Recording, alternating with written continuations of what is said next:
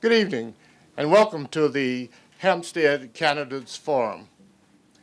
Before we begin, I'd like to ask you all's forgiveness and patience during the course of this evening's programming. We're experiencing minor air conditioning issues, and hopefully those issues will be resolved pretty soon. But I ask for your patience and bear with us as we continue through the evening. I'm Charles Harrison, Chair of the Community Media Center Board of Directors. Tonight's forum is being held at the Hampstead Town Hall. This program is being recorded and will air on Community Media Channels 19, 23, and our brand new HD channel, Channel 1086. This forum will also be posted on Carroll's Media Center's website at carrollmediacenter.org. The CMC is partnered with the Carroll County Times to provide this programming as a public service to the community. We encourage residents to take an active part in the community by learning more about these candidates and by voting on Election Day, May 14th. I will now turn this programming over to our moderator for the evening, Mr. Bob Blubaugh, editor of the Carroll County Times. Bob? Thank you, Mr. Harrison. Because the forum is being recorded, we ask that everyone turn their cell phones off and that attendees refrain from applause, making noise during the forum, or doing anything visible or audible to express support or opposition to any candidate during the event. The forum is being conducted in two parts. We will first hear from the two candidates for mayor, and then we'll hear from the candidates for town council. We'll begin by introducing you to the candidates. That following their introduction, each candidate will have 2 minutes for an opening statement. I will then ask the candidates a series of questions, a mix of pre-prepared questions as well as those we received from the public via email. Each candidate will have 2 minutes to answer each of those questions. They will all answer the identical question. Then questions from the audience will be asked, as time allows. All questions from the audience must be in writing, and note cards and pens have been provided at the back table for audience members to write down their questions. At the conclusion of the question and answer period, each candidate will have 2 minutes for a summary statement. We will be timing the responses and will signal when time has run out. So now, let's begin. We'll start with Chris Nevin. Please tell us a little about yourself. Thank you. First, a thank you to Mr. Harrison and the Carroll Media Center for hosting this forum, and to you, Mr. Blubaugh, for serving as today's moderator. Minor AC, we wish, but we'll persevere. On a personal side, I've lived in Hampstead since 1989 after being raised in the Westminster area, and actually had a grandmother who was from the Frizzlesburg area, so a little bit of Carroll County in the history. Joyce, who's my wife, and she's an RN, and I have raised 4 children here. They have thankfully all graduated from college at this point, and 2 of the 4 are married, Kelly to Brian and Laura to Henry. Over the last year, we've entered a new chapter in our lives as grandparents with a granddaughter and now a grandson who was born in the last 2 weeks, so pretty busy and happy time for the Nevin family. In the community, I've been active with the North Carroll Recreation Council as a basketball coach as my children moved through the program for 16 years, believe it or not, and now referee to help out. Professionally, I work at First National Bank as a Senior Vice President and Mid-Atlantic Regional Manager in the Investment Real Estate Finance Group. Politically, I've been active in town since 1994, first starting out on the Planning and Zoning Commission, then as mayor, after which I served on the town council for about 7 years during Haven Shoemaker's tenure as mayor, and now mayor again. I've also served in a number of capacities in the Maryland Municipal League to advocate for statewide issues that affect municipalities. As for the knowledge and experience, I can say my perspective has evolved through time to more fully recognize that surrounding yourself with good people committed to the long-term best interests of our town, whether staff, appointed, elected, business people, or friends, is what has helped move Hampstead forward in such a manner. I will have a deep passion for serving our town. I do have a deep passion, and we have unfinished business to deal with, which you'll hear about, I'm sure, tonight. We will use our experience and relationships built over time to advance any issue that faces us in the pursuit of continuing to make Hampstead a great place to live. Thank you. Thank you. And now, the challenger, Zach Tomlin. Hey everyone. For those of you that do not know me through personal interactions, professional interactions, my service to the community, or through social media, my name is Zach Tomlin. I am 34 years old, and I'll be 35 on May 7th. At my age, I sit in the middle of the second and third largest age demographic within our town. Currently, we lack representation amongst Hampstead's elected officials, so here I am, working hard for the opportunity to change that. Tonight, you will hear me answer questions from the perspective of a local small business owner with 2 young children. I am not a politician, so this type of forum is a new experience for me. I know that I have a lot of people counting on me, and I promise to do my best not to let you down. Thank you. Thank you. Okay. So, start with Mr. Tomlin? Sure. Okay, fantastic. As the Main Street revitalization project continues, how do you propose to maximize the gain and minimize the pain for Hampstead's merchants, residents, and visitors? Road work is never friendly for local businesses. In Millburn, New Jersey, a road project with the intent to increase the width of sidewalks and improve the aesthetics of their downtown created many of the same problems for their small businesses as Streetscape has for ours. Business owners saw a decline in foot traffic. Patrons found it hard to find parking, so they decided to go elsewhere. Many new businesses either delayed opening until after the project was completed or chose another town entirely to open their small business. I often wonder how many companies, like the ones I just mentioned, have made the same decision to avoid Hampstead because of this prolonged project. I also wonder how many companies have moved out of Hampstead for the same reason. Again, this goes back to opportunity cost, which was in the first question. This is a state project, and it is already well underway. Hopefully, it will be completed by the summer of next year. I can't change the past. All I can do is look towards the future. I hope to help our local small businesses by minimizing surprises, which in Millburn, New Jersey, that was the #1 cause of impact that businesses said they had. So I would like to take a proactive approach and look for ways to minimize disruption before the businesses even ask us to do so.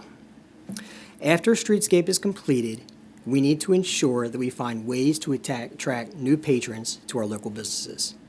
Just because we build it, that doesn't mean that they will come. And I addressed this question further in following questions. So thank you.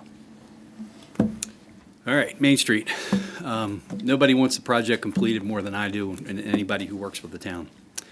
During the planning process, there were numerous public presentations and input meetings. People will remember the initial plans were to close entire sections of Main Street for months at a time and alternate the direction of traffic depending on the time of day.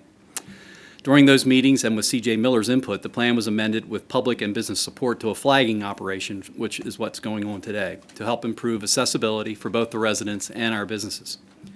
There are monthly meetings with all departments of SHA and more informal weekly meetings to monitor progress, discuss issues, and what the upcoming challenges are for that week, usually as it relates to property access. CJ's done a great job of communicating with property owners throughout the project. And one example of changing on the fly was to listen to some of the local businesses down in the center of town related to making West Street 2 ways below the post office to improve access for those businesses as work continued in front of them. Otherwise, we continue to operate as normal. We still have the farmers market, we still have the Christmas Village, Matthew's Car Show, and the Hampstead train station started a concert series to help attract people and businesses to Main Street. I think we'll talk about the attraction to business to Main Street more, but we've done a really good job even during this rebuilding process. In the end, we'll have a thoroughly modernized systems below ground and the Old Town charm above ground, and Main Street will be a great asset, serving as a place to gather, have events, live, and do business. What is your position, what is your opinion of the town's financial position, budget and tax rate? What funding priorities do you have, and are there any areas that should be off limits for spending cuts, should they become necessary? Well, last year, according to the fiscal 18 audit, we spent approximately $3.5 million and took in approximately $3.2 million. That put us in the red by approximately $300,000. Our expenditures exceeded our revenue by approximately 10%, closer to 9.3%. This obviously is not a good thing. We cannot continue to put out more than we take in, as we all know. As of last year, our total assets far exceeded our total liabilities, putting our total net position at approximately $12 million.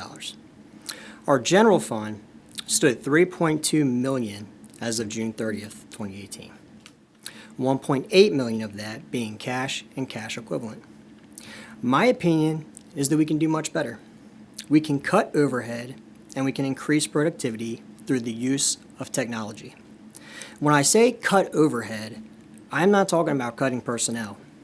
If we can give our people more hours in the day, then we can allocate those hours towards tasks such as finding and applying for grants. We cannot make cuts when it comes to public safety. Human lives are the most precious resource in any organization, and in this case, our town. We need to ensure our police officers and public works employees have the equipment they need to perform their job safely. We need to ensure that they also have proper training. The safety of our residents is my #1 priority. As for our tax rate, it's been rather consistent. However, our water rate has been increasing 8% each year. I would consider this a tax increase. It's a loophole that politicians use so that they can claim not to raise taxes when, in fact, they have.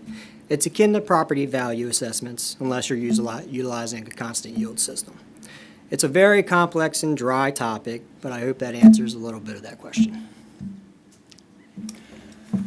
Well, having been the architect, not a bad summary of it, but the reason we spent more money last year than we took in is because we had capital items, particularly related to Main Street and the lighting system and to the water system. Comparatively, when you look at tax rates, Hampstead's at 22 cents. It hasn't changed in quite some number of years. Manchester's close to us at 21.6, but I think they have 5 fewer police officers than we do. If you want to compare us to other towns of same size, Tawnytown's at 37, Sykesville's at 35, and Westminster are larger towns at 56. So I think we do a pretty good job of managing the money. I don't see our philosophy changing. We work continually on the budget, and immediately after election, there'll be a budget workshop. We sit right in the middle of this room and go through a 12-page Excel spreadsheet in detail with everything that we plan to spend and how we plan to spend it. In the past, we've taken advantage of low rates to bond the police department, which paid off last year, the North End Water Tower, which is in year 19 of 20, which is hard to believe, paving in bulk to take advantage of economies of scales, the new water main, street lights, and long-term assets are basically matched with long-term funding, so that the people who live here today aren't paying an exorbitant amount for that burden of the new capital that we put in. General fund this year will be estimated at 3.3 with the water fund at 1.4.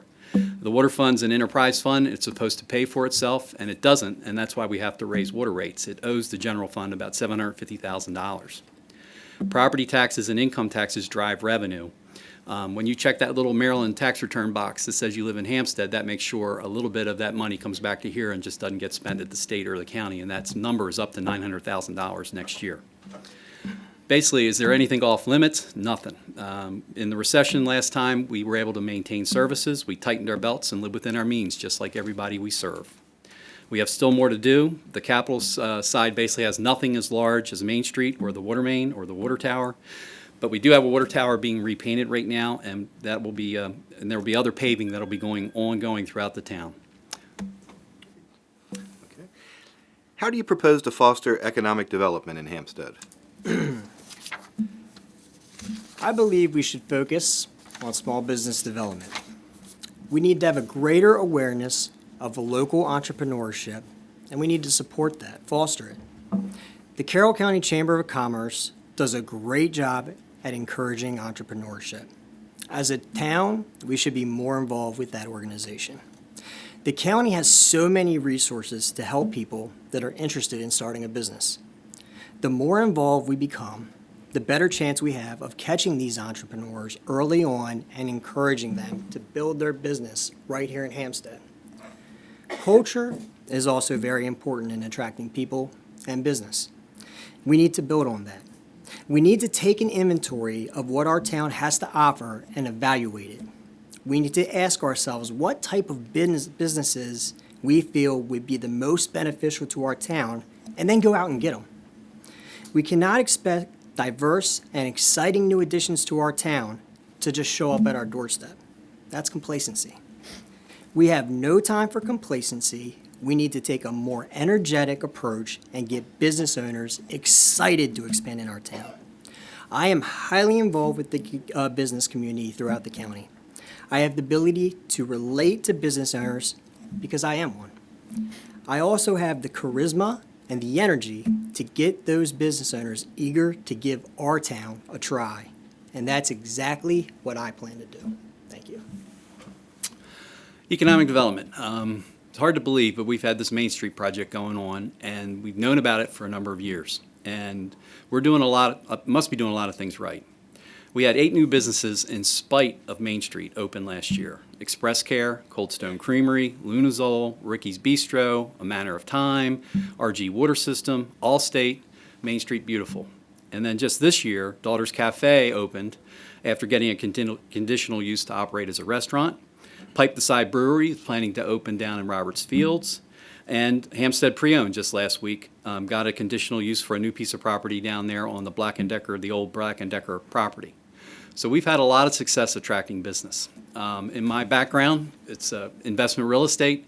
When Fuchs came here, it was interesting because the people who were representing Fuchs was McKenzie & Associates. Well, I've known McKenzie for 30 years. And the process, they said, couldn't have gone any smoother. And as a result, we have Fuchs. They wanted to know about Hampstead. They just didn't come here and said, this is where we're planting our flag. There was a little bit of a sales job there. And it must have gone pretty well because they're there. And I think they'll be there for a very long period of time if you know anything about their track record. So basically, we're going to keep doing what we've already been doing, and it's served us very well. Okay. And in your opinion, what are the most important challenges facing our town in the next few years? And how do you propose to address these challenges? Well, across America, many small towns are being lost to innovation. They aren't keeping up with evolving technology or economic changes. Hampstead is a prime example of this. When given the opportunity to run a fiber optic line down Main Street, our elected officials turned it down. They told the company that made the proposal, we don't need fiber.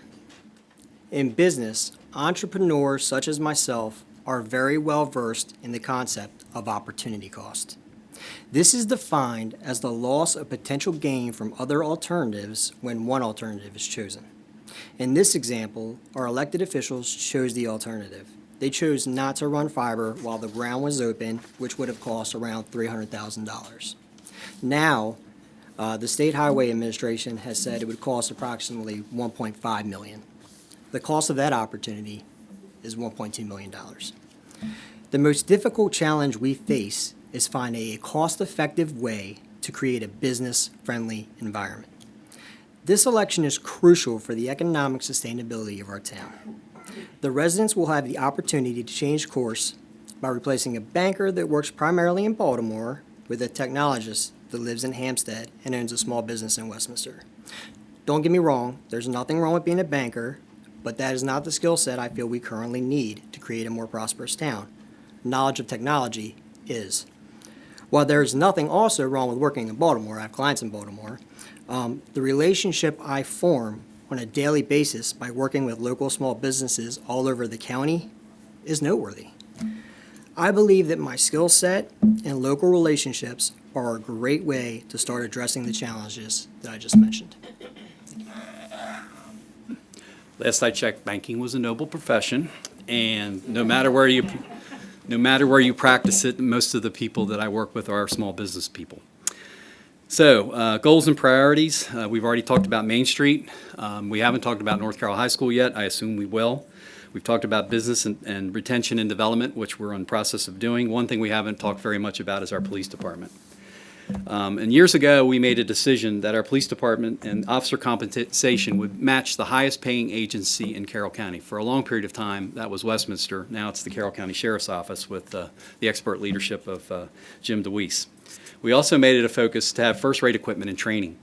As a result, the Hampstead officers of Carroll County's Fraternal Order of Police Lodge 20 have endorsed my candidacy. Now, during this campaign, there's been some talk about, Hampstead, which is one of the safest towns in Maryland and continually ranked as such, but that the property crime and other crime is going up. Well, the statistics don't bear that out. I have statistics here that run from 2010 to 2018, And to give you an idea, in 2018, there were 108 property crimes, 13 burglaries, and 92 larcenies and thefts. If we had that today, I probably wouldn't be sitting here, because over the years, it's been pretty consistently dropping. And last year, there were 47 property crimes, 5 burglaries, and larceny and thefts amounted to 39. So dropping by more than half in pretty much every category. And that's one of the reasons that Hampstead's such a great place to live and such a safe place to live and gets ranked like that every single year. So we're going to continue to fund our police department. We're going to continue to give them the assets they need. Dave Snyder, who's our new chief, has done a great job of getting up to speed, and he's out there working 12, 14 hours a day. We were able to attract Rob Oram back, who I see standing in the back of the room. So our guys have really seen that working for Hampstead is a great thing, and they're really invested in the community, and that's been a positive for us in general. Okay, let's move to some of the questions that were emailed to us. Let's start with Mr. Nevin this time around. So for the incumbent, what has been your biggest takeaway from your experience as being a leader in a small town? And from your perspective, for the new candidate, what experiences in your life have qualified you to be a leader? Being a leader in a small town, once you walk out that door, you're never off. You walk out your front door, you're never off. And people, in general, I wouldn't have been doing it for as long as I have been if people weren't supportive of what we do. By and large, they're respectful when we're out to lunch or to dinner. Occasionally, somebody will walk up to me in a store, but not very often. I think they respect the personal boundary, which has been great. I would tell you that if my wife got banged into or bumped into, and constantly somebody was complaining, I wouldn't be in this position today. Just the way it works, you need that team at home backing you up. So, it's been a great experience. The support has been great, and the team that we've been able to put together here in Hampstead and the results that have shown as a result have been what I take away from this. What experiences have qualified me to be a leader? Well, I am a leader. I've been a leader for a very long time. I formed my first company the month I turned 26. I have mentioned this many times before, but being the president of a company with employees takes the ability to lead. I sit on the board of multiple organizations. I have mentored for many young individuals that are considered to be at risk. When seeing some of these young people I have mentioned succeed in life, at times, it honestly brings tears of joy to my eyes. There's honestly no better feeling. I have provided internships for many students at Carroll Community and McDaniel College. Many of these students have went on to obtain gainful employment. I still keep in contact with some of them. They like to give me credit for their success, but honestly, it's been in them all along. These are just a few examples of a very long list of positions of leadership that I have held. It is something that comes naturally to me, but I'm also trained.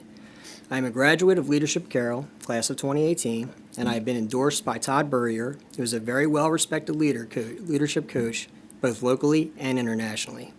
This was a very humbling endorsement for me because he typically doesn't endorse political candidates. I practiced the civil service form of leadership, which was proven to be very successful. It basically means that I choose to lead from the bottom up instead of the top down. Steve Jobs is quoted as saying, "It doesn't make sense to hire smart people and tell them what to do. We hire smart people so they can tell us what to do."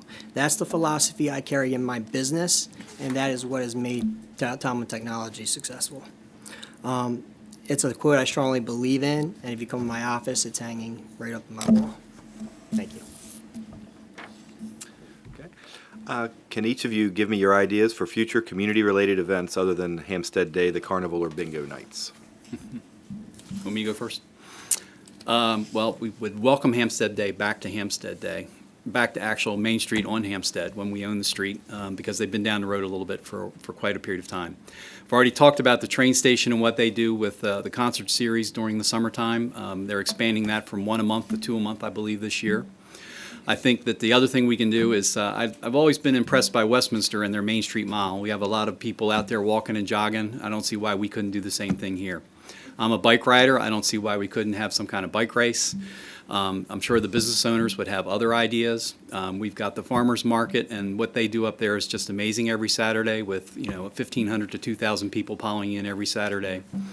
So I think there's a lot of good things to serve as a base, and I look forward to hearing people's idea for additional things we can do. But there's plenty of community events we can do. Main Street Days, wine festivals, you name it. The door's wide open. This question's awesome. I believe it's a perfect opportunity for us to engage the community. We can use Facebook and other forms of social media to present this question to our residents, get their feedback and ideas. Why not? As for me personally, I would love to see more arts and crafts related festival. Culture brings people in. 5Ks are always a good idea, like bike riding, that sounds like a good idea to me, especially if we utilize some of our beautiful rural and scenic routes. We don't need to reinvent the wheel. We can easily look towards other municipalities and other counties and find out what works for them. What we really need to do is keep in mind that scheduling these events will play a big part in their success. We do not want to schedule one of our events to conflict with a neighboring municipality's event. I've seen this numerous times, and it's always ended up in low turnout. So I propose we work together with them and do our best to help each other out. I believe that we all gain from the success of other parts of the county. We should be working together and not against each other. Thank you. Thank you. And someone mentioned North Carroll earlier. So what is your position on the North Carroll High School property? How do you plan to ensure that all voices in the community are heard regarding North Carroll? Me first, all right. Basically, going door to door over the last couple weeks, there are two most frequently mentioned topics, the first being Main Street and the second being what's going on with North Carroll. So basically, North Carroll High School site, putting it back into greater use with a long-term plan that will benefit the entire community is the goal. Having lived through the emotional time of the school's closing, we understand the importance of maintaining the school structure and the open areas around it. We are working with the county to preserve the school and the fields and support the installation of a turf field on the site. And I work pretty regularly with Dick Weaver, who I see in the audience, to make sure that happens. We control the zoning and will be diligent in deciding what future uses we allow on the property. And we fully support the Sheriff's Training Academy being there. Basically, we have an opportunity, and hopefully the commissioners, unlike the last Board of Commissioners, continue to work with us because they see it for the asset it is. A lot of times people just look at North Carroll as a cost, but if you look at it for a regional sports center with a turf field, you can actually turn it into an asset not only for Hampstead and this community, but for the entire county. So I think I heard sports complex. As many of you know, if you've been following me on Facebook, I'm all about sports complex. I think that's an amazing idea. It's the property of North Carroll is something that I've spent a lot of time, I've been very passionate about figuring out. I talked to the residents, and something that's incredibly passionate to them. There were a group of people that spearheaded our community in an effort to save North Carroll High School from closing, and I applaud that effort, but unfortunately, the fight was lost and the school was closed. I've spoken with members of the BOAE as well as the county commissioners, and the school isn't going to reopen. But the prospect of that possibility has kind of become a pandering point for votes. I sat in on a town council meeting in which I heard that we could drop 1,400 students in there today and it would be fine. That's not true. There are a multitude of reasons why that school is not going to reopen, and I cannot list them all within the 2 minutes I have to answer this question. The questions are a little out of order here, I apologize. But as far as ensuring that all people are being heard in the community that have an opinion, I have made myself incredibly easy to reach directly, consistently publish my phone number, email, address, and I'm very responsive on Facebook.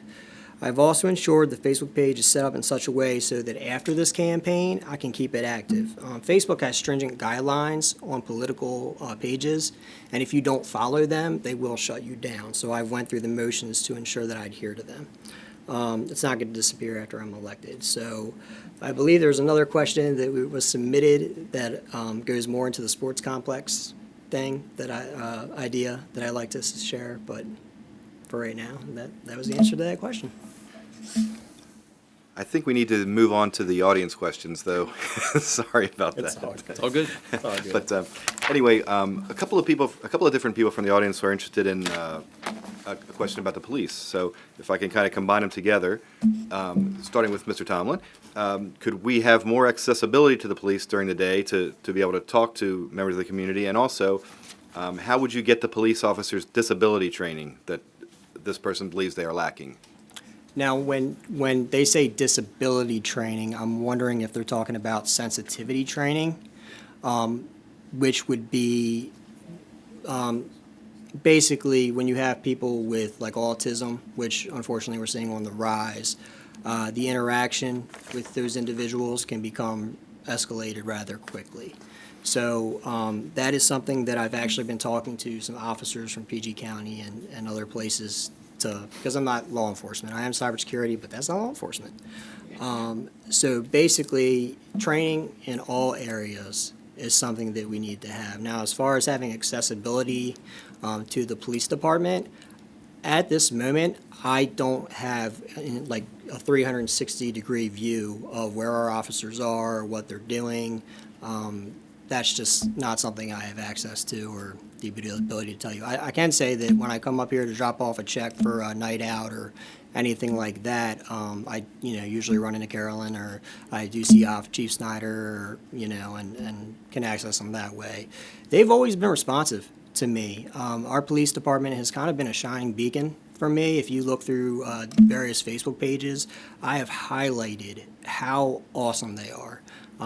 They have knocked on my door strictly to ask me or to tell me, hey, Zach, there's stuff going on in the neighborhood. Just wanted you to be aware, spread it out to the residents, because they know that I interact with our residents often. So beyond that, I think there's a lot of things that we can do at the police department. That's something that I need to work with the chief on and kind of get other law enforcement agencies' input on.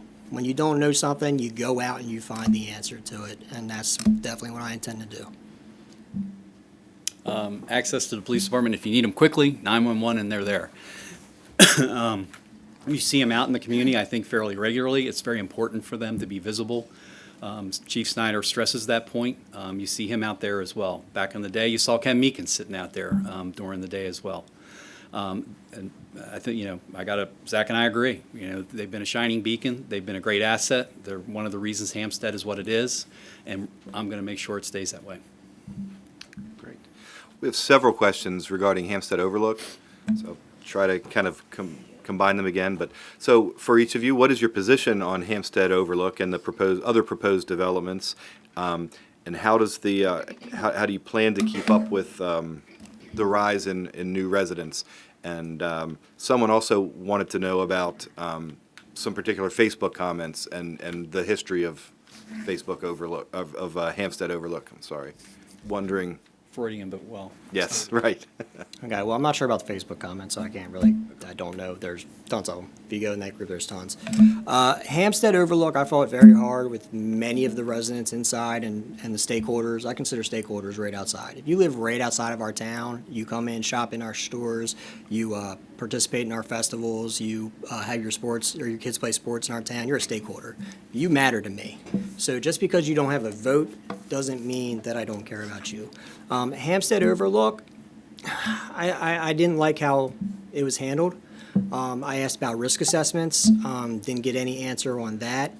And I believe that that's incredibly important because there is never 0% risk. So there's a couple issues with Hampstead Overlook. You have there is contamination there. So whether or not anybody tells you, hey, there's no contamination, there is. That's why the MDE is making Florida Rock take different measures to mitigate, the arsenic for one. So it's not a question of is there contamination, it's a question of is that contamination going to create a problem. I need to see a risk assessment. I need to see more tangible information than the developer hiring a company to do their work, and then they hand that over to the MDE, and just all they do is sign off on it, and the MDE says, okay, you're credible. And that's basically how it's done. To me, that's not a form of redundancy, and I'm so that don't like that. Also, we don't have the infrastructure right now. In '95, the incumbent was in the Baltimore Sun, and he basically ran on the same platform. He said that we needed to have better infrastructure before we expanded on the residential department, and that's in the Baltimore Sun, and I can post it after Facebook. So I think we're not ready for residential growth yet. I think we need to focus on infrastructure and start there, and economic and business, small business growth.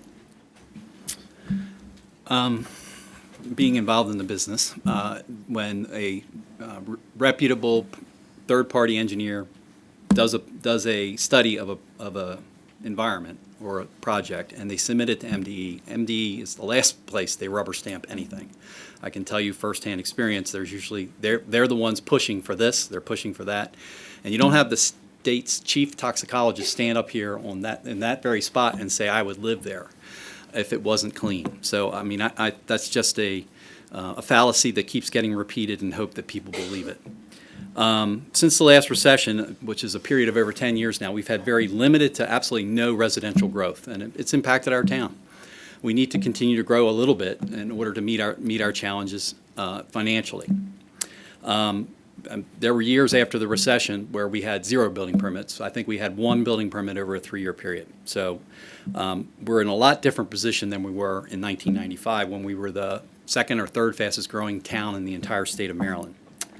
So we've planned for limited growth. We have the infrastructure in place, from schools to roads to water to businesses to a new Main Street. It's all there.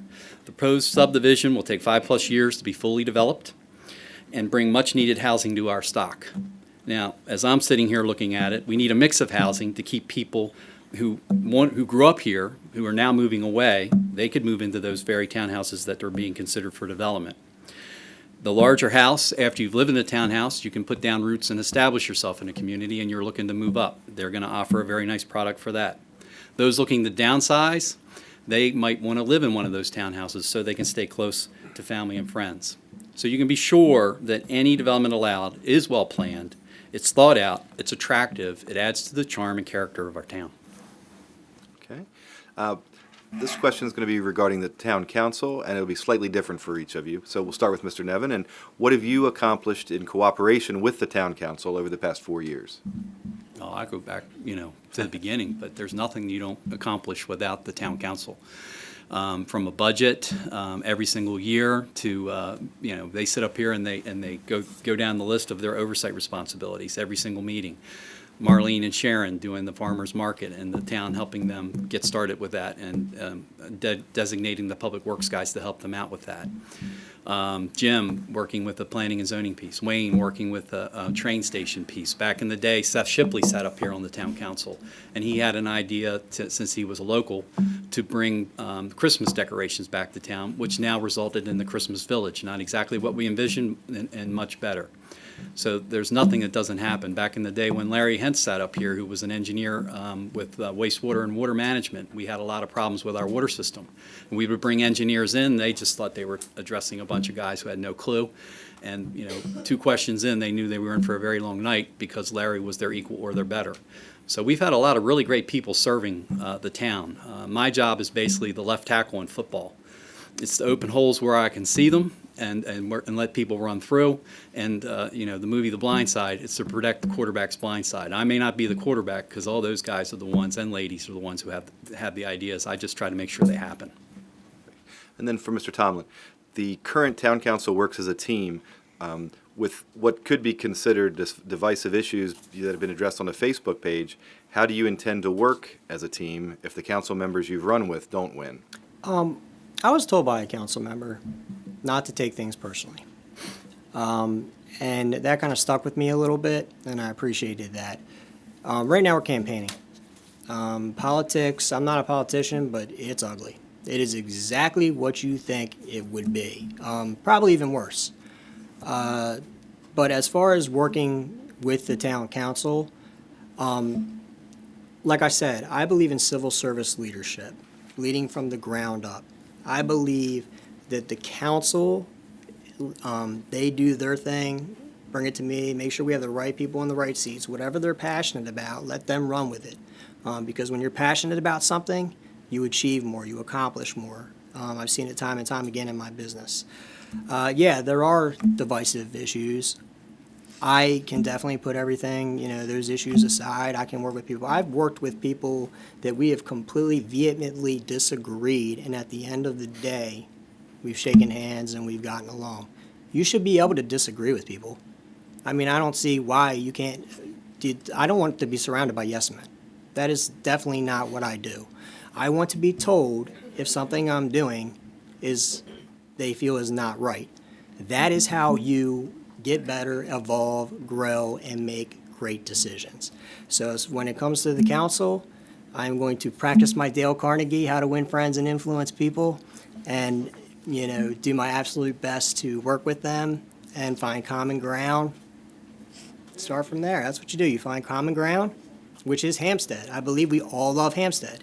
We love this county. Let's start there and move forward. I think we only have time for one more question from the audience, and you won't need 2 minutes for this one, but someone's going to make up their mind on the election right now. So, which of you makes the best cheeseburger? Oh, gosh. Outlaw barbecue. Check the Rourke burger out. Yeah, I can't argue with that. I can make a cheeseburger.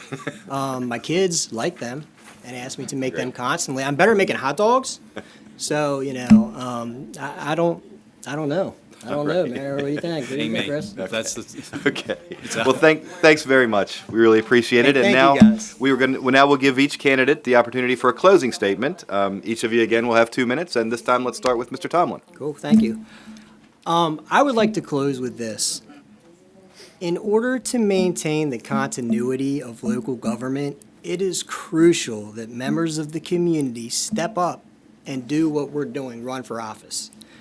I know that there are many young people that have been following my campaign, and the following statement is for you, if you're watching.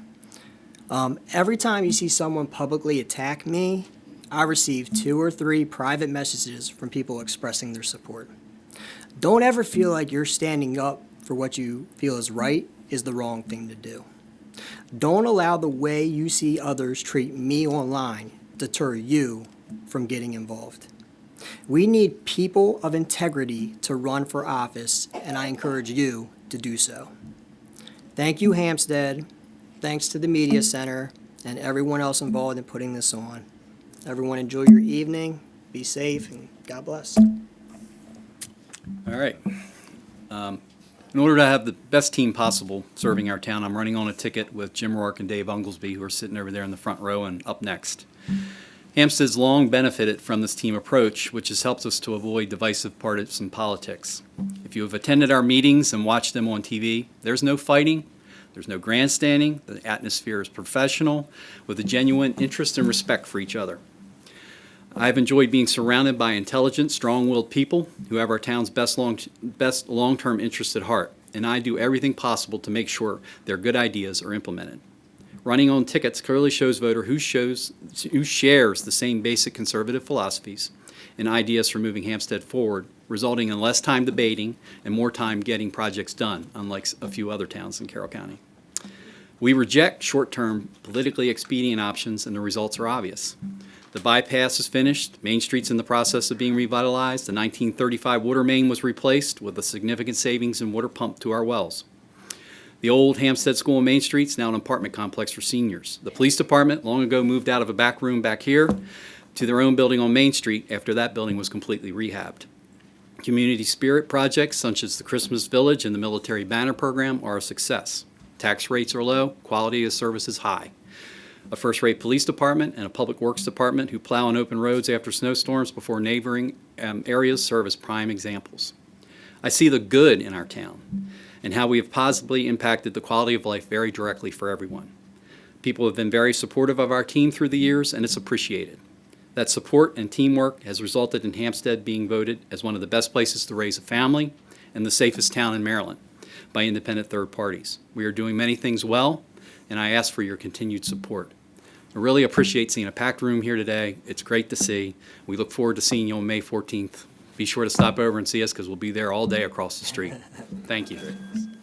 Perfect. Thank you. Thank you both.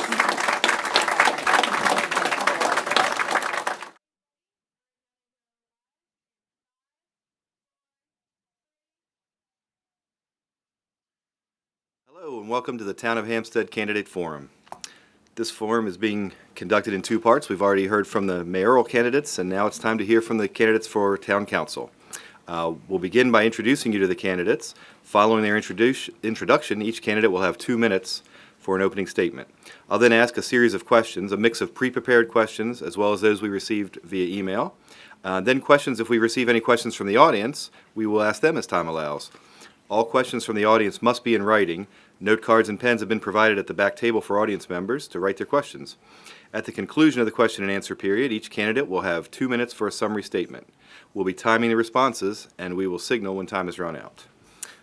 So first, we'll start with introducing each candidate, and we need to let you know that candidate Tim Babylon was unable to make it, so we'll have 4 of the council candidates tonight. So if we could start with Mr. Daniel Collier. Hi, everybody. My name's Danny Collier.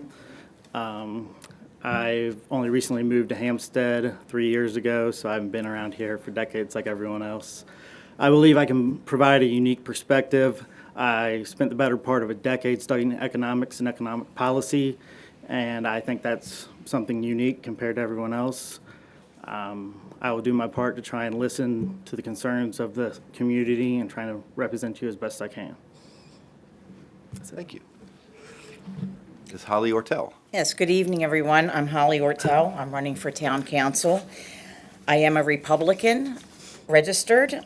I don't consider myself to be too far to the right or too far to the left. I like to be right in the middle. I do not consider myself a real politician because I am not a politician. I want to do what's right for this town. I want to be your voice. I come with no degree from college, even though I went to college. I come with an extensive fire service background and also an extensive 37-plus years as a volunteer in the fire department. If people can trust me in the back of a medic unit or driving the medic unit or driving a fire engine, I think that you all can trust me also. People will call 911 and I will show up. I will be there to help you. I look forward to having everyone get to know me better, and I look forward to tonight's questions. Thank you. Thank you. Mr. Rourke. Hello, I'm Jim Rourke, and I'm running for re-election to the Hampstead Town Council. I live in Brandywine Station condominium community, where I've served as president of the HOA since 2014. I run Rourke Printing in Reisterstown. I've done it since 1982. Many times I've had to reinvent myself to keep up with technology and to keep the business going, but we're doing it. In my spare time, I spend a lot of time doing volunteer work with charities involving children. One of my main ones is the Ronald McDonald House of Baltimore. I get a team together every year to do a 5K, and in the last 4 years, we've raised over $60,000 for the Ronald McDonald House. Another thing that I do is I run the Bucks Club Kids campaign, which helps kids in Carroll County that are in tough spots to get a helping hand. We started this in 2016, and it's grown exponentially. When we started the first year in 2016, we provided Christmas to 6 children. This year, we provided a Christmas to 43 children, all in Carroll County. This is actually one of my proudest accomplishments. In 2013, when I was asked to consider joining the Planning and Zoning Commission, I agreed to do it for one reason, simply the fact that I love the town of Hampstead. I also promised that I would try to do all I could to help the town in any way necessary, and at the same time, not to do anything to embarrass the town. I continue to carry that promise with me today. I feel like the people of Hampstead deserve the best possible representation we can give them, and I know I'm capable of doing that. Overall, my view is to continue to ensure that we have one of the safest towns in Maryland, remain a small town with a high quality of life standard that we can all enjoy. Thank you. Thank you. Mr. Unglesby. Good evening. I'm Councilman David Unglesby. I'm running for re-election to the Town Council. I, along with my wife and son, have lived in town for over 16 years. I want to continue to serve in my role as a councilman of Hampstead in order to keep giving back to the town. I've had the privilege to work with the council and Mayor Nevin on many successful projects that have benefited Hampstead. We have accomplished a lot, but we still have a lot more to be done. We must finish our Main Street project, find a solution for the North Carroll High School property, and preserve Hampstead's small town charm, which made me come here. I believe I, along with Mayor Nevin and Councilman Rourke and the rest of the council, have and will continue to provide the leadership we need to meet these challenges going forward. Thank you. Great. Okay, now we'll alternate who goes first. So we'll start with Ms. Ortel on the question. In your opinion, what are the most important challenges facing Hampstead in the next few years, and how do you propose to address these challenges? That is a great question, thank you. I think one of the biggest challenges right now is the opioid crisis that's happening. It's not just happening in our town, in our county, it's happening around the whole country, and it is horrible. I had a meeting back here with the Robertsfield community in November, and the mayor and I were discussing it, and he said it just started getting bad 10 years ago. Now, that's a little bit off, but it's getting worse. It's been bad for much longer than that, many years. I am on the Carroll County Opioid Prevention Coalition as a volunteer. I am next week going to be having a class at the Hampstead Volunteer Fire Company, and it is open to the public. I do need to know by the May 2nd, Thursday, you'll be taught, and the non-EMS people from Hampstead and Upperco Fire Company will be taught how to administer naloxone in case of an overdose, in case Hampstead medic's out on a call or Upperco's medic's out on a call, that they can then take the utility and hopefully save a life. They will walk away with the training, they'll walk away with an opioid kit. And I am also looking to get the family members the help that they can get. Not only is the addict suffering, but the family members are suffering. And we need to make sure that they're going to be okay and get them the help that they need. I think another big challenge is Hampstead Overlook. I said in several meetings, and I heard everyone's voice just about begging the last meeting here not to go through with Hampstead Overlook. And I was surprised at the 4-1 vote. And all I could think of was, wow, what is going on here? That I guess the minds were made up by the council people at that time. Thank you. Two things. Number one, we're getting this beautiful new Main Street. What we need to do, as soon as it's ready for us, is we need to fill it with new businesses. Businesses that fit what we need, what we can offer people as a town, and actually what businesses can benefit from being in our town. The other issue that's been going on for a while in town is the North Carroll High School campus. It's too valuable to the community. We use their fields, their gyms. I've had many discussions with Commissioner Weaver about uses for it. At one point, the commissioners decided they wanted to tear it down, and we cannot let that happen. Now they're looking at some point, they want to maybe repurpose the land. I don't agree with that either. At some point down the road, you're going to need another high school out in this area, and I don't see why you would take that land and repurpose it, and then 15, 20 years down the road, when you do need a high school, have to start over from scratch looking for new land. Sports complex, everyone's mentioned that. There has been talk about that, and I think that would be a great first, the turf field would be a great first step into creating a sports complex over there. That's it. Thank you. Some of the important challenges facing the town, again, like Jim had said, the North Carroll High School property. We need to come to a solution. We'll talk more about that with some other questions, but that's my number one. Keep working with the state to make this smooth, to get this road finished. And then I want to make sure that the police department continues to have the tools they need. We've done a lot. We have a new chief. We have excellent officers. But I want to make sure that they have the tools they need, continue to have the funding to keep us safe. Okay. How do you propose to foster economic development in Hampstead? Oh, I'm sorry. Mr. Collier. Sorry about that. I believe our biggest challenges are likely unknown. We're not on an island here. We're dependent very much on what happens in the state economy, the national economy, the worldwide economy. We've had a period of prolonged growth here, and if the city budgets expecting continued growth forever, you can run into some problems. I think the most important thing is to be cautious and be careful that any time a recession could come, revenues could dip 5, 10, 15%. and we have to be ready for that so we're not forced into a corner and have to cut public safety programs. That's it. Thank you. Starting with Mr. Rourke. Yeah. How do you propose to foster economic development in Hampstead? Well, as Mayor Nevin mentioned before, it's already happening. 8 new businesses on Main Street in the last year, with the latest being Daughter's Cafe. Outlaw Barbecue came in, got a conditional use for a restaurant, and they're building on in the back to add indoor seating. Hampstead Pre-Owned looking to move, but still within the town. Michael's Steak and Lobster coming to Roberts Field any time now, to be followed by Pipe to Side Brewing and Tap Room. This is exciting stuff, and our Main Street right now is a mess. Can you imagine how it'll be when it's all finished?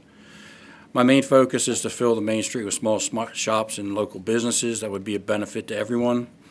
The town can help get this accomplished by working with the county and state to get new businesses some economic incentives to come to Hampstead. We can also help point the new businesses in the right direction, to where they can get low-interest startup loans, all the way up to having economic development infrastructure loans. Also, they're both available through the county. We also have some restricted industrial spots available behind Fuchs running down the hill towards the cell tower there. We're working with the county to try and fill those. Thank you. Over the past few years, again, the council and Mayor Nevin have worked with business owners to make them successful and new businesses to complement the town. Over the past year, as Jim said and as Chris said, we have had almost half a dozen new businesses. I'm proud where I work in Eldersburg. They're always complaining about restaurants. They don't have enough there, but everybody has heard of our restaurants up here. That makes me feel good. Business is important. We've been endorsed by quite a few of the businesses in town, the team here. And obviously, we're getting it done for them, so I just want to continue what we're doing. I think it's important we try and keep taxes as low as possible, if not lower them if possible. I think once Main Street's done, we should look into trying and incentivizing new businesses to come to Hampstead, possibly give them a 5-year temporary lower tax rate, so they could choose us over possibly a Westminster, Manchester, or wherever it may be. I think we need to continue to listen to local businesses, see what their problems are, so we can address them as they come, and just try and avoid any unnecessary business regulations. I think we need to attract a younger entrepreneurship to start their new businesses, to bring them here, to make the town look attractive. Right now, with the Main Street project, it's not that attractive. But we need to also let some of these younger people know, or older people, it doesn't really matter, about grants that can help them, especially if it's a woman starting a business. They give a lot of different grants for that. I see a lot of several stores that are still vacant, whether it's in Roberts Field or up on Main Street, and we need to find out why are they vacant? Is it the taxes are too high in Hampstead? Is it the rent to lease the building too much money? Or is it the townspeople that are not staying here to spend their money, that they're finding it much easier to go in Baltimore if they work down there, or Hunt Valley? And we need to somehow attract them up here. And I think marketing is a really good idea to get people up here. I will do my best to help anyone with marketing, to market their business. I can't do it for them, but I can certainly give them tips. We can also put it on the town's website and in the newsletter that we send out monthly, to help with the advertising, like Daughter's Cafe that just opened.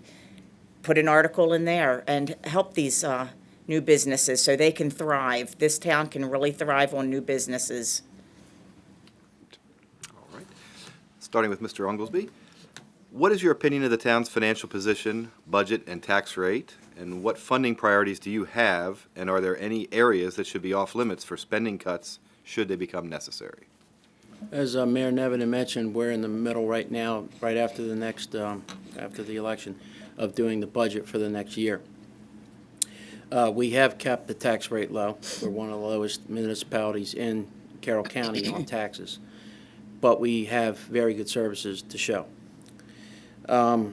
Also, as far as anything that's not going to be cut, I would not touch the police department or Public Works I think both of those departments need full funding, and any issues that they need to be taken care of. As he just mentioned, I think it's important that we keep tax rates low. If the opportunity arises, try and lower them if possible. I think the most important area not to cut would be police and public safety as well. But it's also just important to keep spending responsible, so if the time does come up, we don't have to face those problems where we are forced to cut something and you don't have a choice on what you may have to cut. I'll work diligently to find resources with grants to help offset expenditures. I will look to see if any expenditures need to be cut. I will seek them out. There are so many grants that we could do. I rate grants for our fire company, and this is grant season right now, and it's free money. So we can be doing so much more to get free money. I would never cut our public servants, our safety, the police department. I love working with the police department. I have met with Chief Snyder numerous occasions. We've had talks. You know, I think right now, some of their equipment is outdated, their radios. I would look into getting a grant to get body cams. In today's day and age, it's not safe for police to even just make a traffic stop.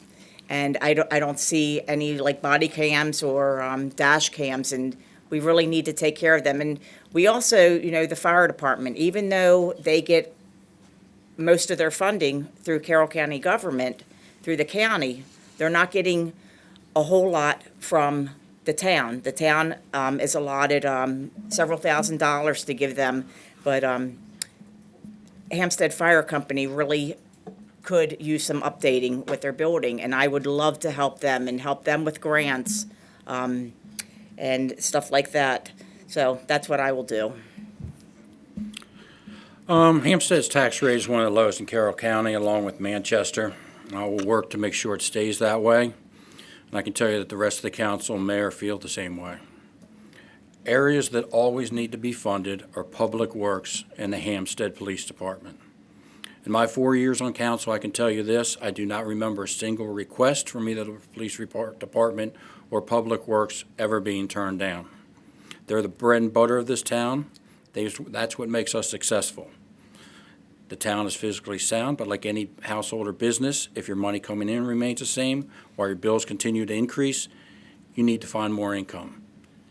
That's why we need some growth and not raise taxes in order to remain physically sound and to provide more amenities for everyone. And also continue to take care of the Hampstead Fire Department. Every year, the town gives $40,000 to the fire department to help fund them. And it will stay that way, if not increase in the next years. Thank you. Thank you. Mr. Collier, why did you decide to run for office, and what can you bring to this position if elected or re-elected? I guess I've always loved policy. Politics have been a passion of mine for as long as I can remember. I believe I can provide a different viewpoint than most people. As I mentioned before, I've done extensive studies in economics, economic analysis, and economic policy, and I feel like that provides a different viewpoint. I think I can listen to the people of the community and try and represent them and represent their voice as best as possible. Ever since I was a teenager, I liked politics. President Reagan, when he was running, that was the first year I could register to vote when I turned of age. And I'm still learning about politics. And the more I'm learning about it, the more I don't like it. Politicians it's just a little too crazy for me. I like to be right in the middle, and so I cannot say that I'm a conservative nor liberal, but I had two people come to me several months ago, and this is why I'm running for politics. They said, Holly, if anyone can get the job done, you can. Whatever I've put my mind to in doing, I will do. I will not quit. I will continue to do it, and I will work hard. I will work hard for the people here in Hampstead, as I have worked in other towns in the fire service. I will be the townspeople's voice, and that I can promise everyone. I will have an open door policy. Anyone can get a hold of me. Any concerns, and I will take them very seriously. I will bring them back to the council members. And I hope to serve you all. Just to join everyone else, I'm not a politician either, and I'm not a big fan of politics either. I explained why I ran in 2015, simply because I love this town and there was a position that needed to be filled. Why am I running for re-election? I feel I do a good job and people tell me that I am. It's not an easy job, and you must consider it that, a job. Some people just get elected and that's it, I'm in. They think all I have to do is make one council meeting a month. When I was first asked to consider running for council, I asked what the requirements and time demands were. I was told it's what you make of them. Bottom end, show up for a council meeting once a month. Top end, do whatever you can to properly benefit the town of Hampstead. I don't do anything halfway. If I'm involved in something, I put my heart and soul into it. So I chose top end, and I will continue to do that till you tell me otherwise. Some of the strengths I possess to benefit the town are patience, listening to people, making rational decisions. I always do the homework necessary to make sure that I know all the facts and understand all sides of the issue.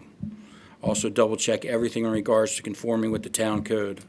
Then I make a decision based on what is in the best interest of the entire town, not just a select few. I ran for office originally to give back to the town. When I first came here, I moved here from Ellicott City area, and the small town charm and the ambiance here and the welcoming citizens is what made me stay here. Giving back to the people that were on the council and mayor before us. Now it's our turn to keep things going that they had put in place that brought us all here.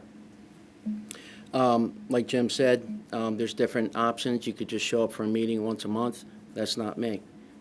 I volunteer quite a bit with various projects in the town. I also attend other meetings with the MML, Mayoral Municipal League. I've gotten involved as a chairman of the scholarship fund that we have here in Carroll County.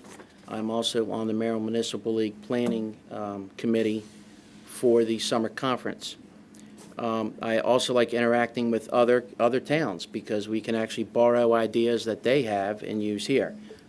Doesn't matter if it's a small town, big town, we all have the same issues going on, the same budgets, the same problems. And you learn as you attend these other meetings and work with these other towns. So you have to put the time in, and I enjoy doing it. Starting with Ms. Ortel, what are your priorities and goals for the town? My one priority and my one goal is to make it the safest small town to live in Maryland. The mayor said numerous times that we are the safest, and that depends on what website you look at. And I would like to be the safest because there's just one website that he refers to that we're number one, and the rest of them I haven't even seen us in the top 10. But we will get there. My goal is for North Carroll High School. There's been so much talk for years before the school was closed. And I hear every day that, the council and the mayor, that they're working on plans. Well, they've been working on them for years and years, even with the school itself. So what I would like to do is have the opportunity to go on a tour through the school inside to see exactly what is going on with it, what needs to be done, can we use it anyway. To be honest, I don't think they'll ever open that school back to use as a school. Could it be made for something else? Could it be made for small offices to bring revenue into to the town? As far with the turf field, I think it's a wonderful idea. We could have, I believe, the first turf field here in Carroll County, and the amount of revenue that would bring to this town by having sports of all kinds, it would be off the chart. And that's what we need. But we have been talking about it for entirely too long. It's time that we do something about it. And that would be one of my biggest priorities, is to do that. Another priority is Hampstead Overlook. I was never for it on day one. When you talk about hazardous materials being buried underground, okay.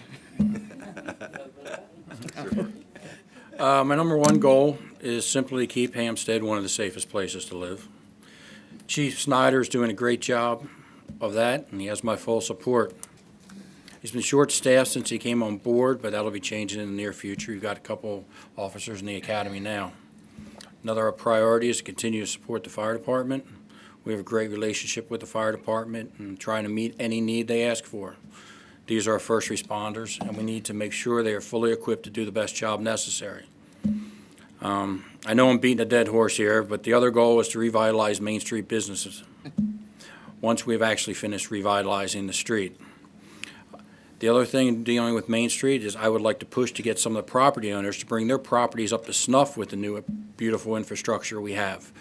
I saw this done down in Reisterstown years ago when they did their Main Street, and what they did is they offered basically cash incentives to business, to homeowners along Main Street, saying, hey, here's $250, see what you can do to fix your house. At the end of 6 months, we're gonna come, we're gonna look, whoever's done the best job fixing their house up, you're gonna get $1,000. Believe it or not, everyone responded, and everyone fixed their properties up to go with the new streetscape. So I would like to look into possibly doing that up here and seeing what we could do with the actual properties that are not businesses. Basically, what I would like to see is, again, the mayor and Zach had talked about different downtown events, different things like a bicycle race I thought was great, a 5K run. I'm personally working on a cemetery project here in Hampstead to revitalize the Richards burial plot. There's been another place in Ellicott City that's done a similar thing with the Whip Cemetery. It is a big tourist area that people like to come to and see the town. But, you know, and a couple other projects I'm looking into was like Jim said, was the Main Street. Once the Main Street's done, we're going to own the road. That's going to open things up to be able to have festivals downtown, to be able to have these events with a closed-off road so we can enjoy it and have plenty of room to work. We're also going to need to make sure that we keep that road clean and taken care of and keep the property owners making things right. So those would be my top goals. The most important goal, though, is the citizens, the people that live here. Make the best decisions for them, and that's what I've done, and that's what I plan on continuing doing. As the other candidates mentioned, my main concern is keeping Hampstead safe. I do believe it is a safe community now, and I would like it to stay that way. I want to create a good environment for local business, possibly encourage more businesses to come, try and promote local businesses. Like he said, once Main Street is done, we can run festivals there, maybe do like a taste of Hampstead to get all the restaurants out so people from other places can come by and try them out. I just want to try and make the town a little bit better. No one up here is going to fix any and everything overnight, and I don't think we need to try any drastic changes. But I feel like the government should always just be working to try and make this city a little bit better. Real quickly, we're getting some questions from the audience now, which is wonderful and much appreciated. But I do want to remind everyone that the questions need to be able to address all the candidates rather than just questions for any particular candidate. So if any of the questions could please, be questions that all the candidates could address, it'd be much appreciated. Moving on, Mr. Rourke, what are your thoughts or ideas to grow the town business community to include more product and food-based businesses instead of more services? I'm for any small business who wants to come into our town that would benefit our citizens. A few months back, Councilwoman Duff said in a meeting that when Main Street is done, how cool would it be to be the foodie capital of Carroll County? It would be cool, and the benefits it would bring to the town would be enormous. On the bad side, I'd probably weigh 400 pounds. Would I weigh my opinion more heavily towards a food-based business versus, say, an insurance agency? No. Whatever business we can bring in that benefits the people of Hampstead will always be welcome. As I stated before, the town can help get this accomplished by working with the county and the state to get new businesses some economic incentives and basically some tax rates to help them come and be successful in Hampstead. again, along with Jim and Mayor Nevin, I welcome all businesses to town. We need various businesses. Once the Main Street is done, it's going to be a beautiful place. It's going to be gorgeous. It's going to be nice, and people will want to come here. Businesses will actually want to come and set up here. We have quite a few great restaurants here now. Like I said, in Eldersburg, everybody keeps asking me, oh, J&P, Fratelli's, Outlaw Barbecue, Greenmount Station. I feel lucky that I can go to those restaurants all the time up here. So again, any business wants to come has my full support, and I'll do whatever it takes to make sure they get a smooth opening and they can prosper here in town. I believe trying to discriminate against a certain type of business to help another business is a recipe for disaster. Every country who's tried this throughout history has collapsed throughout time. The U.S. government tried this a few years ago when we tried to set up Solyndra and other solar companies because they were the future of energy in America, and they're all collapsed now. When we tried Obamacare, we tried to set up these associations that collapsed. Why not try and encourage all business? Because I don't know what's going to be successful 5 years, 10 years down the road. I'd be a fool if I thought I did. So just try and help all business here succeed. Try and encourage all new businesses to come.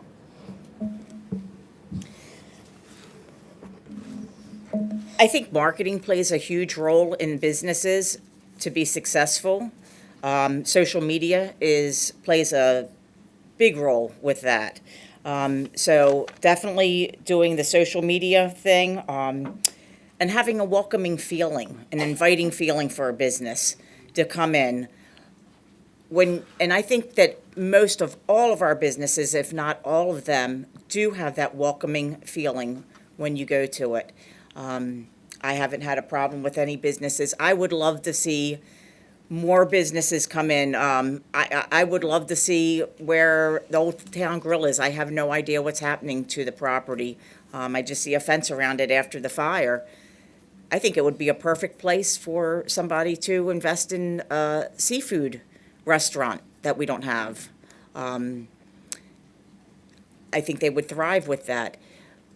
Once Main Street is complete, I think that businesses here are going to fare much better than they are. I think that has really hurt, and I know because I've talked to business owners out on Main Street, and it has hurt them. They've lost some business. How much? I don't know, but if they lose one customer and they go someplace else, that's losing money, and that we can't have that for them. We need to make sure our businesses thrive right here. Starting with Mr. Oglesby, what is your position on residential growth? I support residential growth. I'm all for it. My community, Westwood Park, which actually I believe started in 1997. I didn't move here to 2003, and we're still building some homes there now. So we've had 4 sections. I wouldn't be here today if it wasn't for new residential growth. As Mayor Nevin said, we haven't had any really since 08-ish. So I'm all for it. It allows other people to join in to the nice town that we have, support our businesses who need rooftops to do that. I'm all for it. It has to be planned properly, which we have a wonderful planning and zoning department. Jim's the liaison on that, and I have full faith in them that they're going to do what's best for the citizens as far as the development and roads and things of that nature. So anything like that that can help, I'm totally for it. It helps with the tax base. We've updated our water lines, as I think the mayor spoke earlier about. We put $2 million into a new water line that dated back to the 20s. Any new development that comes on has to build a well. If they can't have a well where they're at, then they have to fund another well and a new pump house and upgrades to that system. We're set for that. We've just gotten more road user funds from the state. I went to Annapolis along with the Mayoral Municipal League and helped get those funds back so we can keep our roads paved, take care of them, and make sure the infrastructure's there. Main Street is an infrastructure being done right there. Stormwater that was never there. It's there now. So I'm all for it, and I welcome new residents, all residents to our town. I believe if you're not growing, you're dying. I mean, why would we try and fight new residents coming here? We're all about trying to make this a safer place to live, a good place for business, just a good community to live in overall. Why would we then say no one else new can come? New residents bring new revenue, allow us to do things better, allow us to create new infrastructure if necessary once they've moved in. I believe trying to fight growth is just short-sighted. That's it. I think we need to slow down a little bit with the growth in Hampstead. I think what we should do is take a look at the sites that the town already has, whether it be Hampstead Overlook, whether it be the site up off of Upper Beckleysville Road where there's much discussion about that. We need smart growth. We don't need to hurry up and rush into growth. We still have young families coming in here, which we need, but we also have to think, where's the traffic going to go with all these houses that are being talked about? Are we going to wind up having problems with the water that we had years ago from the water towers? You know, I would imagine to start building more homes and having so much growth of hundreds of homes, we're going to need to get more water towers. And that's fine, but I think we need to slow down a little bit and use smart growth and not rust into hastily things. Hampstead's had almost no residential growth in 10 years. I am not a growth at any means guy at all, but you need some. As I stated before, if your money coming in remains stagnant, your bills continue to go up, you've got to get some growth to cover that. Rush, the way that we do developments here in Hampstead, it's not rushed. At the minimum, from the time you first present your first concept plan to the time that you get your final approval on your project, at the bare minimum, it is 9 months. You go through a concept plan introduction, a concept plan public hearing, a concept plan approval meeting. You then move on to the preliminary introduction, public hearing, approval or rejection. It can be rejected at any time. If that gets through, then you have the final plan with the introduction, the public hearing, approval or rejection. So it's checked every step of the way. At any time, we can call the developer out and say, hey, we don't like this. Can you fix this? Can you do that? At the same time, with any new development, there's adequate facility studies done. What this means that the development plans will be checked over by the county bureaus, the town's public works department, the fire department, the police department. What they do, they check to make sure we have adequate facilities for the new development. These areas include water supply, sewage supply, conformance with the town's master plan, adequate space in our local schools, a traffic impact study, infrastructure studies, a study by the police chief and the fire chief to make sure that they can adequately provide protection for the new development. All these boxes need to be checked before any plan can be approved. That's how you ensure smart growth. Starting with Mr. Collier. If you received a $1 million grant to use in any way you wished, what would you do with it and why? I'd probably look into some sort of youth development programs. I mean, our local schools, I think, do a good job, but there's always kids that are looking for additional opportunities, whether it be some sort of STEM programs or music programs or even athletic opportunities that might not be mainstream, like football or soccer, and they'd have at the local high school. Why not either try and offer grants for these kids to pursue their dreams out of somewhere that does, or if there's enough demand for a program, try and offer the program ourselves. To sit here and tell you what I'd do with $1 million grant, that wouldn't be fair right now. I would have to see exactly where to use the money. What was the grant gotten for? I would like to see some money used to lower our water bills. I think that would definitely help the community to take some of that grant money and put it in, offset something to bring the rate down with our water bill since it keeps going up and up.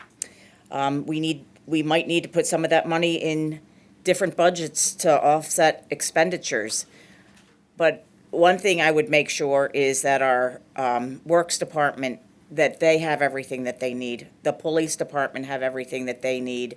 And to keep an update, to use some of that money for recruiting and retention with the police department, because we're down so many officers and we're getting ready to lose another officer. So with all this building that is being talked about in town, all these different houses, we don't have enough police officers to patrol and take care of everything. And especially when they're only here, they don't work 24 hours around the clock. We have to then depend on one sheriff's deputy. So I would take a look at all that, but to say exactly what it's for, I'd really have to sit down and look at our budgets and what it was gotten for, to be fair. First off, that'll never happen. Any grant is tied into some project in which you applied for. Nobody's going to give you $1 million and say, here, go have fun. But let's say we did have $1 million to spend as we see put. First thing I'm doing is I'm depositing the money and not touching it until I have input from the community and the different departments of the town to see where it would be most beneficial. If you're going to make me spend some of it immediately, we'd be repaving some of the roads in town.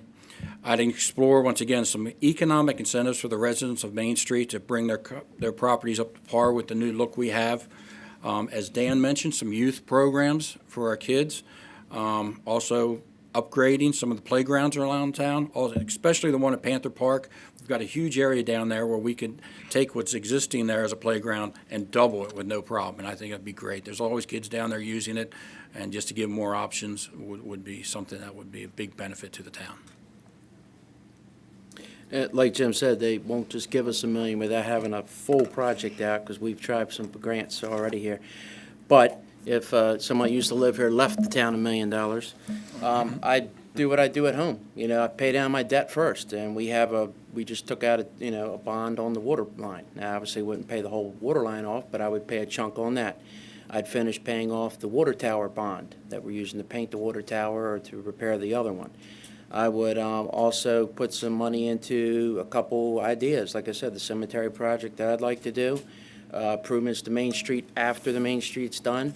We still would like to have street, benches on the thing to sit down, trash cans, upkeep of the road. So I'd split it up various ways, but start with paying down some of those bonds and debts. Starting with Ms. Ortel, what is your position on the North Carroll High School property? How do you plan to ensure that all voices in the community are heard regarding its use? Well, that is a great question. I thought of different ideas what we could do with North Carroll High School. And as I said earlier, the first thing that I would like to do is get a tour through the school. The last time I was in there was in the 80s, when I went there for a short period of time. So I would like to go through.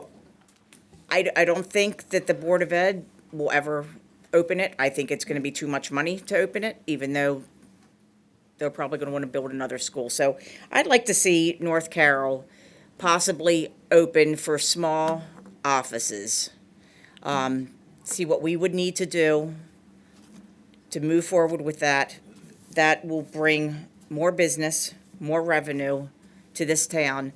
That will also help the businesses, the small businesses here in town. So if you're bringing somebody up from Reisterstown that has a small office and they may need an oil change, and I'm just seeing Todd sit there, they'll take it over to Todd's and they can walk over to North Carroll. It's not that far of a walk. Use the restaurants here. So until I can really go and see it, I don't know what we can do with it because it's been sitting so long. The mayor said in one of the meetings that we could put 1,400 people in there tomorrow. We can't. There's no way we can do that. So. School was a vital hub in our community. Even though we lost a school, it remains that way with the grounds in the building in constant use. Our kids in the rec leagues use it constantly. Ideally, this is the perfect location for a sports complex for the entire county to use, including a turf field there at Powelson Field. This issue has been an ongoing discussion between the county and the town since the county owns the land and the town controls the zoning. The land is currently zoned conservation for municipal use only. My feeling is it needs to stay that way to ensure that we have the facilities we can control what goes in there. While it's zoned that way, the Sheriff's Training Academy, perfect use for it. At one point, The Board of Ed central office was going in there, along with they were going to create a northern district for the sheriff's department that was going to go in there. What happened to those plans? I'm not really sure, but they seem to disappear. The county is always looking for office space in Westminster. It's less than a 15-minute drive. That school is in good shape. It's not falling apart. I think that somehow we've got to have some creative thinking to find some municipal use for the county to use that building. Yeah, I've been working with the mayor and council, Commissioner Weaver, to find a solution for North Carroll. I live right down the road from the school. My son and his wife both went to North Carroll and graduated there. So I have vested interest. I want to preserve the building and the campus. I support the turf field idea. I think that's a great idea. I would like to see the regional sports complex. They have one in Howard County, Centennial Park. People use it all over. It's centrally located. We could do that here. I support Sheriff DeWeese. He has a wonderful academy going up there. It's great to see the men and women training there. I'd also like, and I've talked to Commissioner Weaver before, the auditorium. Why isn't it being used? We could use that for plays, comedy shows, citizen workshops that we could explain how government works, and training sessions and things for that like. I would like to see the stadium be used for other things. Maybe we could have bigger outdoor concerts there, name big bands, something like that.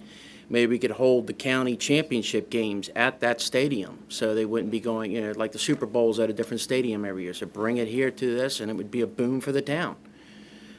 That's what I'd like to see. Like Jim said, we own the zoning on it. The town takes care of that. I'm completely for keeping it zoned the way it is so that we have control over it. But I think if we work with the commissioners, there's new commissioners in there, I feel confident we can get this done. That's going to be one of my top goals.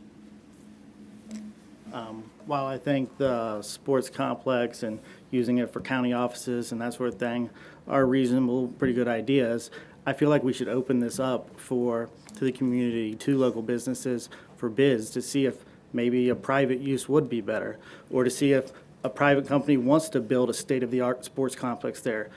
Where I grew up, 10, 15 minutes from home, we had a huge sports complex with 3, 4 turf fields and that sort of thing, but the government hadn't have to build it. The local company did it, and sports teams from all around came in for the weekend or whatever to play their games. I'm not saying the government can't build it, but why not at least open it up and see what other ideas can be presented so we can make the best decision possible for the town. We've touched on Main Street a bit tonight, but not addressed it directly. So as the Main Street revitalization project continues, how do you propose to maximize the gain and minimize the pain for Hampstead's merchants, residents, and visitors? Starting with Mr. Rourke. Okay, well, we've talked about this a few times tonight. First off, I need to thank everyone for continuing to visit and buy from our Main Street businesses. It's been a pain to us all, but the worst is almost over. Hopefully by late fall, we have smooth roads all the way to 482. All projects like this, you need to go through some roadblocks, pun intended, to get to a much better place. Almost all the businesses I've talked to on Main Street are doing well, doing the same numbers they have in the past, or some are even doing better. Also, while we're going through this, as mentioned before, we've had 8 new businesses go in on Main Street, and they're all thriving. I think this is all due to everyone's support, and because of that, the pain of the process on the businesses has been minimalized. Next year, when it's done, I think every business will maximize the gain. Thank you. When I ran for office before, I said that we would keep everybody informed, and we have done that. The town staff is always available. We have our newsletter telling what's going on. Every council meeting, Tammy, our town manager, has a report. Every planning and zoning meeting, we get it out. It's on Facebook, newspaper, town website. Also, we did listen. People are saying we're not listening up here. We are. We listened to the businesses, and the businesses came to the council and said, and to the mayor, that we need to change the roadway a little bit. We need to change the way that the project's going to be worked. Go with a flagging system. We did it. I think it's working great.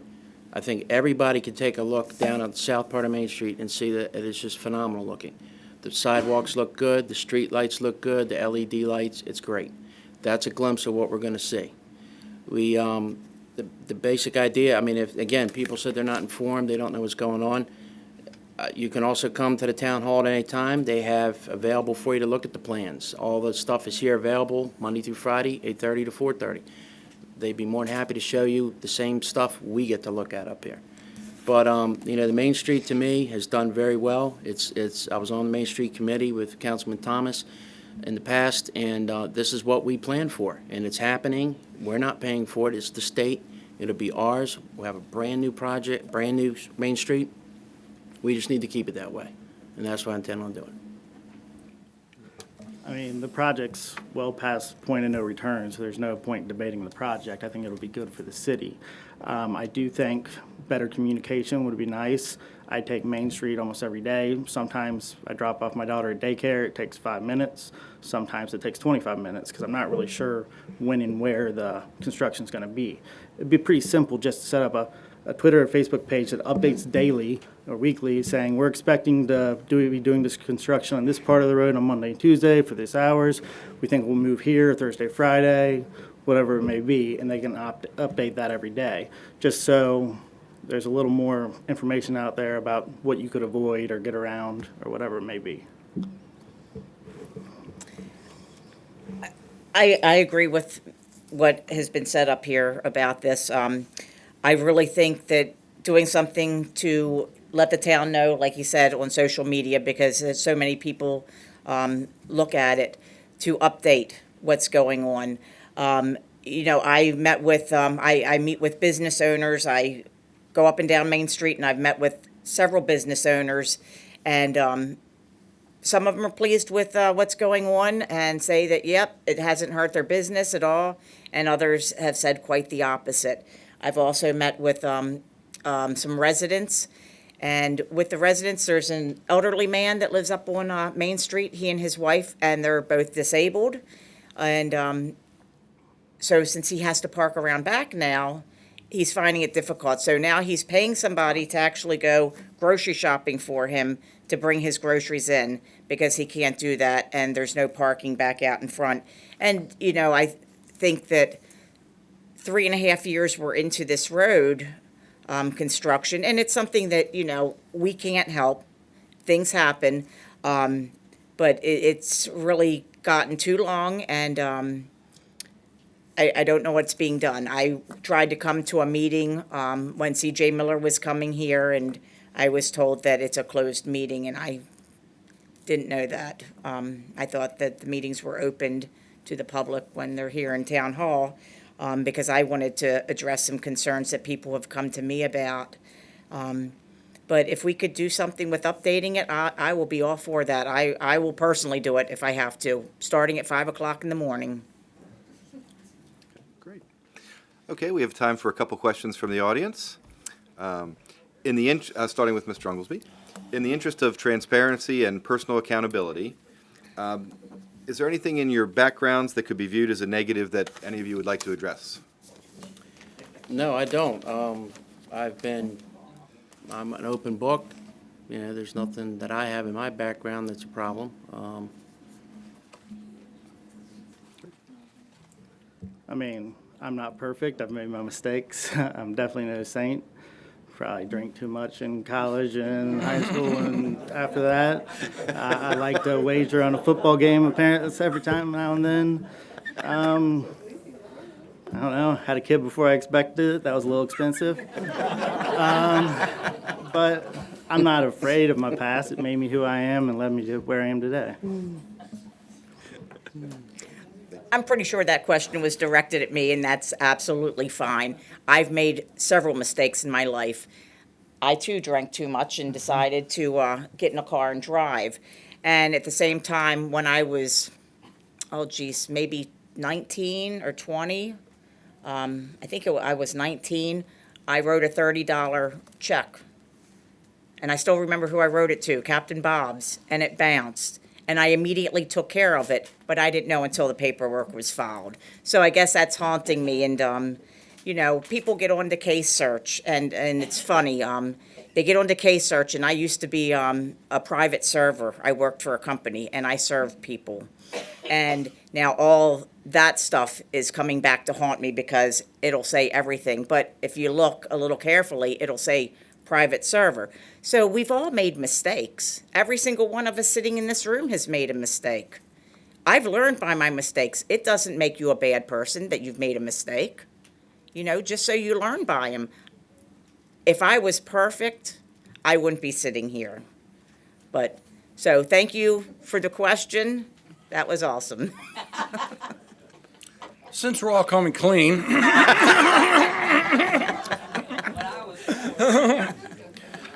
when I was 21,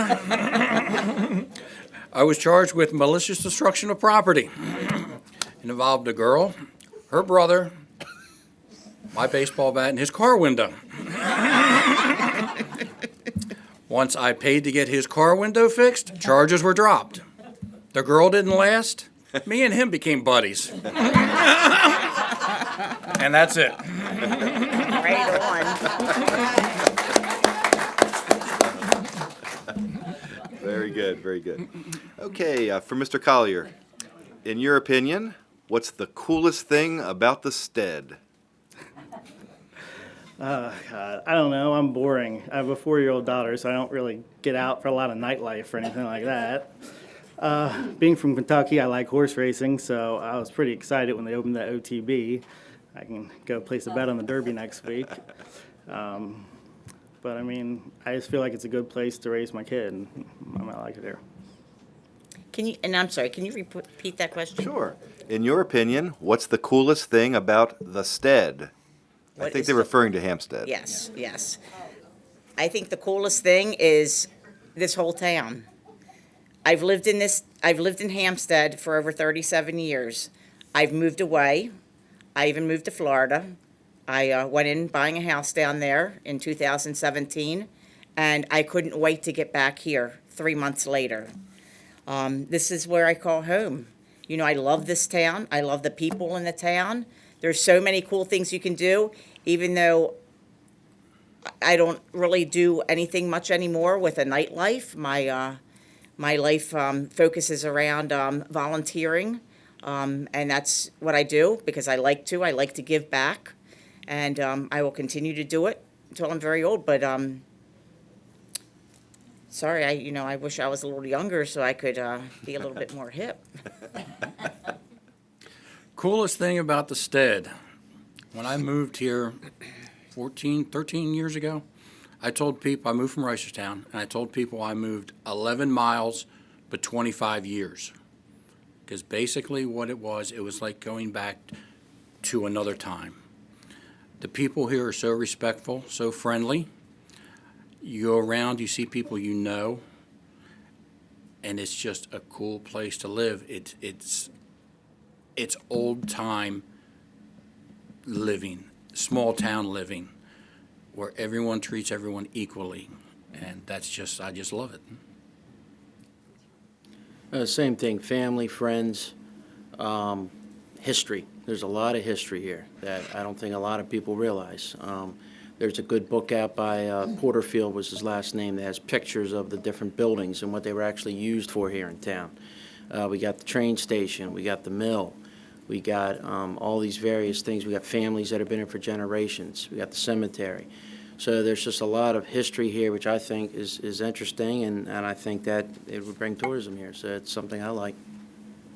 Great.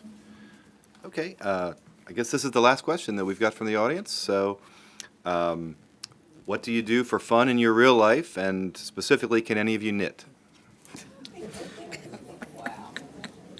Starts with me. I can't knit at all. Don't even want to try. I'm into cars. I like Fords. I got a lot of Fords. I have a Mustang, and I have my son has a few Fords. We like going to car shows together. We've done it since he was 16. I think it's helped keep him on the straight and narrow, and he puts all of his extra time and money into his cars. It's a father and son thing together, and that's what we do. I work for a car repair shop, and I just like the automotive stuff. I don't know. I feel like I don't have a ton of free time for fun. I enjoy going out with my daughter. She's big on trying to learn how to ride her bike right now, so we always have to go practice, and I enjoy that. Going out for a nice meal, just relaxing, simple stuff. 10 years ago, I could have probably given you a lot more exciting answer, but I'm kind of boring now. So,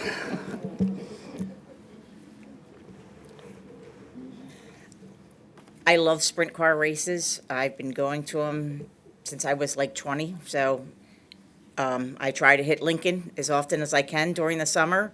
I love finding different beaches to go to.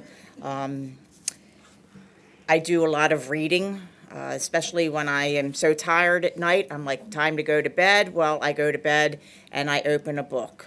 And then I don't fall asleep until 2, 3 o'clock in the morning once I get started. I really like learning, and I think it's really interesting about different things. I cannot knit. I can barely sew a button. My mother did all that for me, and but restaurants also. I love to go out and eat seafood, like my steamed crabs, and don't like to bring the mess home, so I'll go out and pay that little extra. yeah, I missed the knitting part. I have no idea how to knit. Okay, thank you. Well, in addition to doing a lot of volunteer work, up until this year, I've played softball at Snydersburg Field for the last 22, 23 years.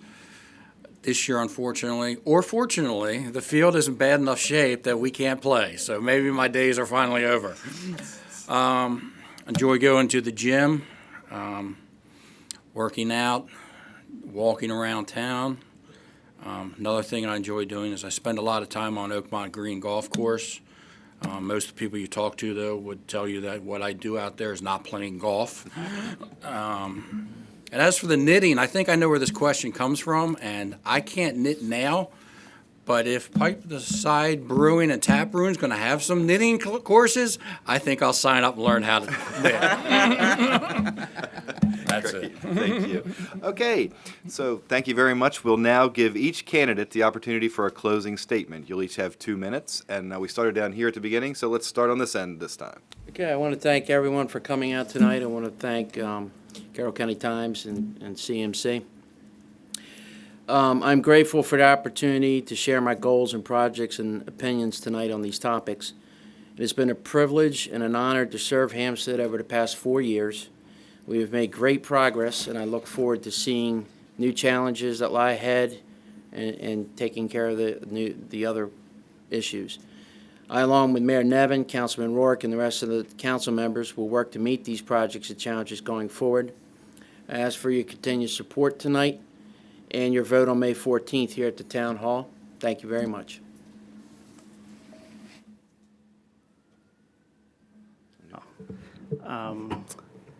I know I'm not as well known as most up here. I'm rather new to town, but I hope people will give me a chance and consider me on May 14th. I'm not someone who's going to be able to do anything miraculous overnight, but I think I provide a unique, intelligent, reasonable viewpoint which can help move this city forward and get a little bit better at a time. Thank you. I want to thank everyone for coming out tonight and giving me this opportunity to come and speak to you all and for you to get to know me a little bit better. I will be the voice for everyone, something that we haven't had, especially during the Hampstead Overlook vote. I will hear your voice. I already have heard so many people's voices. I will work hard, diligently, and fair, and bring back to this town what it so needs. I will help move Hampstead forward. I want to do what I can to make the businesses thrive in this town, make them thrive even more. I want to do the small growth. I hope that I'm given this opportunity to be a council member up here. I promise you, if there's anything that I can do for you, I will work for each and every one of you people. I've said everything from my heart tonight, and I look forward to May the 14th, and I hope that you come out and vote Ortel. Let's make Hampstead great again. Thank you. I'll be brief. I'm sure everybody's ready to go home. I'd like to thank everyone for coming tonight. It's great to see this room packed like this and everyone interested in what's going on around town. I've enjoyed serving the town as a councilman these last 4 years, and I hope to be able to serve another 4. Also like to thank the Carroll Media Center and the Carroll County Times for putting on this forum. So, May 14th, election. Please come out and vote, hopefully for me, right here in Town Hall. Polls are open from 7 a.m. to 8 p.m. I'll be hanging out right across the street all day. Stop by, say hi before or after. And thanks again. I hope everybody has a good night.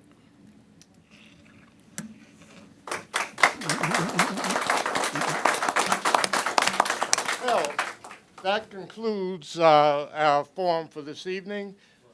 We'd like to thank the candidates for coming out. And from a personal standpoint, I really appreciate your openness, your responsiveness, and your candor in responding to those questions. I'd also like to thank our moderator for the evening, Mr. Bob Blubaugh with the Carroll County Times. Thank you so much for coming. And a special thanks to you, our audience, and particularly to those of you who submitted the questions for this evening. Now, before we go, I'd also like to encourage everyone to learn more about these candidates that are participating in the 2019 municipal elections. And you can do that by tuning in to Carroll CMC's voter guide at carrollmediacenter.org. Finally, I'd like to say for you all in our studio audience, stay informed, stay involved, and most of all, be sure to vote. That concludes our evening for this program for this evening, and thank you all and travel safely home. Thank you. Good job. Thank you.